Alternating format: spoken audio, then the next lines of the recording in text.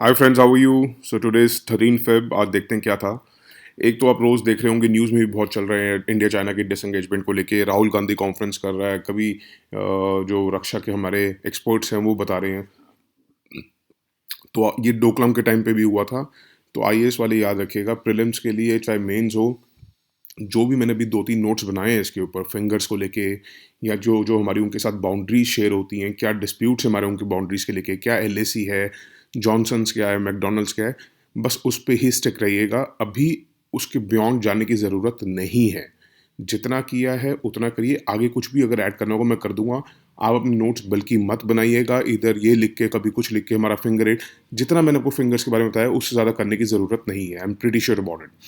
उसके बाद वो बजट में था कि फॉल्स नरेटिव फैला रहे हैं ये ओपोजिशन वाले, उसमें हमें कोई मतलब नहीं है, दैट इज़ ऑल पॉलिटिक्स। उसमें एक सौभाग्य स्कीम थी, तो पुरानी पुरानी स्कीम्स एक बार देख लेते हैं क्या थी, क्योंकि कई बार पूछ लेते हैं। तो इसमें बेसिकली स्टेट्स और यूनियन टेरिटरीज को करना फंड इसने सेंटर ने था, बट उसमें मैंडेट किया था कि स्टेट्स और यूटीज़ को complete all house hold electrification. तो जब भी सौभाग्य स्कीम आती है, अगर वो चार ऑप्शन में ऑब्जेक्टिव टाइप आता है, तो it was related to household electrification for all.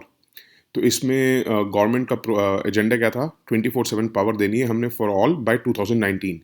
तो क्या ये अचीव हो गया या नहीं हुआ है? ये अचीव नहीं हुआ है। मतलब होगा 90% चला गया होगा, बट 100% अचीव नहीं हुआ है। और इसमें जो बेनिफिशरीज थे जिनको फ्री इलेक्ट्रिसिटी कनेक्शंस मिलना था, वो कैसे आइडेंटिफाई करने थे? जो सोशो इकोनॉमिक कास्ट सेंसस हुआ था 2011 में। ये याद रखिएगा, ये जो पॉइंट्स मैं बता रहा हूँ, चाहे पूरा यहाँ भी लिखना हो, जो पॉइंट्स मैं बोल रहा हूँ वो लिखेगा। एक तो सोशो इकोनॉमिक कास्ट सेंसस के हिसाब से हमने बेनिफिशरीज करने थे, और जो अनइलेक्ट्रीफाइड रह जाएंगे, जो बेनिफिशरीज नहीं होंगे, उनको सिर्फ नॉमिनल 500 रुपये का चार्ज देना होगा, वो भी इंस्टॉलमेंट्स में देना होगा। दूसरा क्या था कि इसकी जो जो इम्पोर्टेंट है वो बता रहा हूँ प्रीलिम्स के लिए। जो नोडल एजेंसी है जो इम्प्लीमेंट करेगी अक्रॉस द कंट्री, वो है रूरल इलेक्ट्रिफिकेशन कॉर्पोरेशन लिमिटेड।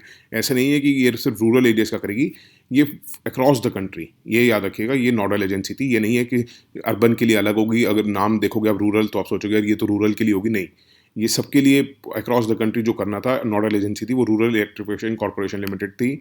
और उसमें ट्रांसफार्मर्स, मीटर्स, वायर्स जो भी होगा वो सब सब्सिडाइज प्राइस पे प्रोवाइड किया जाएगा। ठीक है।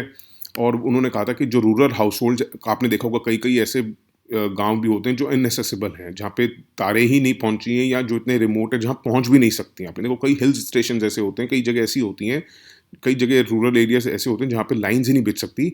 तो वहाँ पे उन्होंने कहा था कि हम सोलर पावर पैक्स लगाएंगे। ये पॉइंट याद रखिएगा। दूसरा था कि जितनी भी डिस्ट्रीब्यूशन कंपनीज हैं, चाहे प्राइवेट सेक्टर हो, स्टेट पावर डिपार्टमेंट्स हो, इन सबको फाइनेंशियल असिस्टेंस दी जाएगी। अगर वैसे लेजिस्लेशन कोई लॉ देखें इसके अंदर क्या बना हुआ है, तो इलेक्ट्रिसिटी एक्ट 2003 बनी हुई है इसके ऊपर।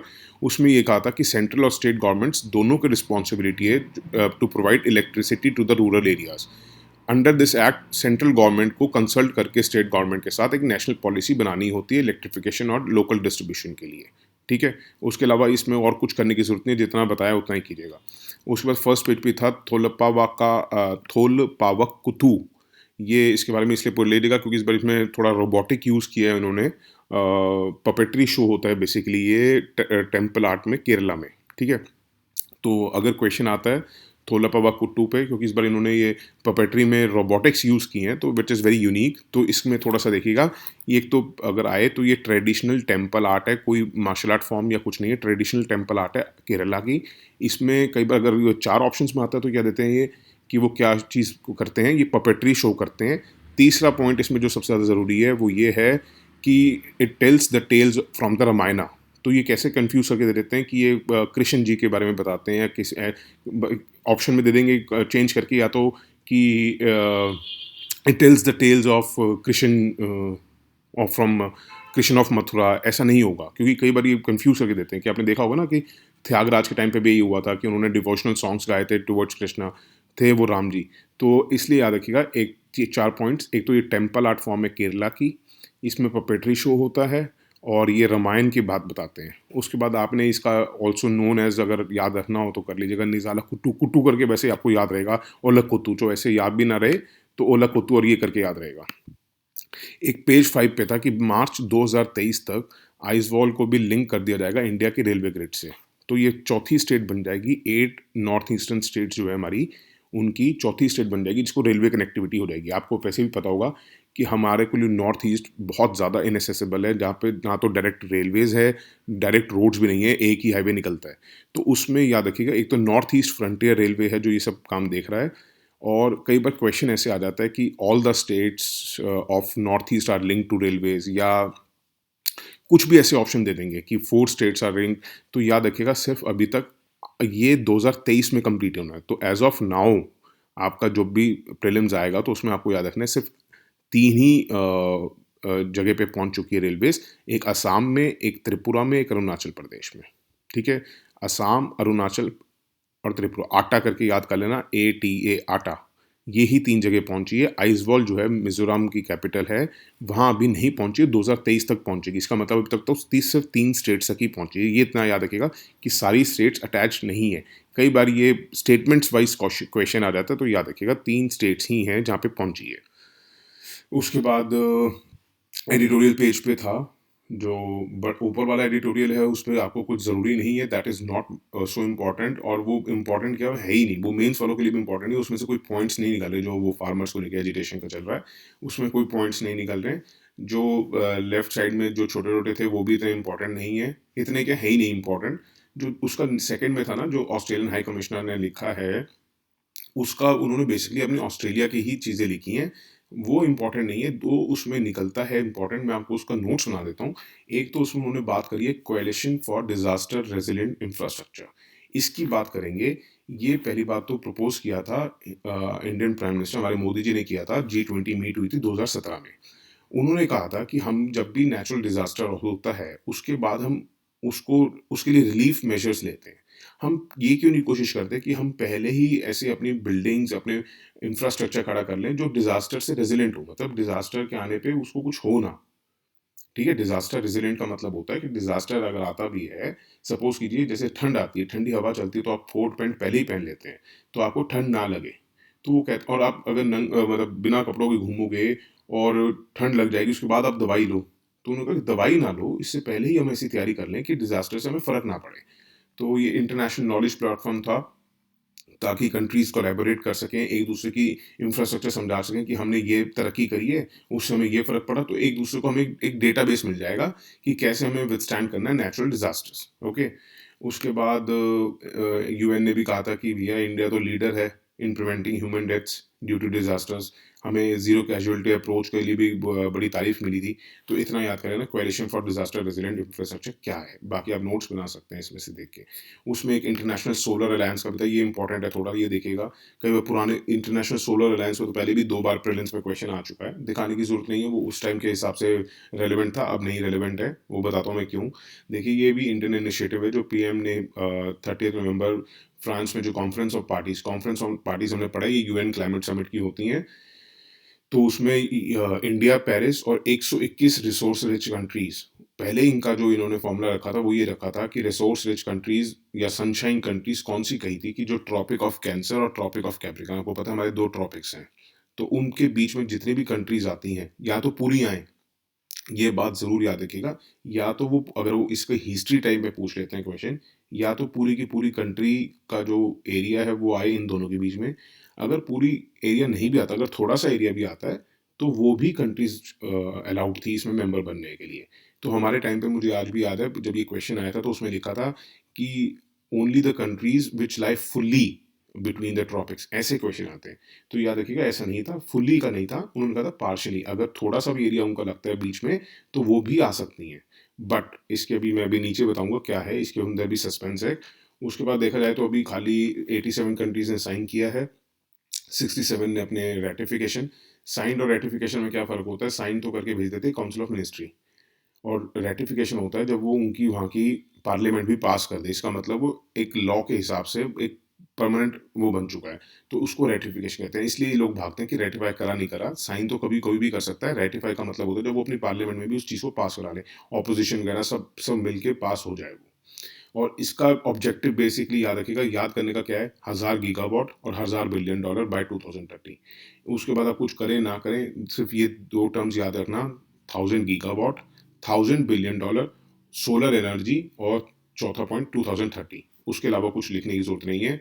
उसके बाद इसका हेडक्वार्टर जो है गुरुग्राम है इंडिया में, हरियाणा में जो है।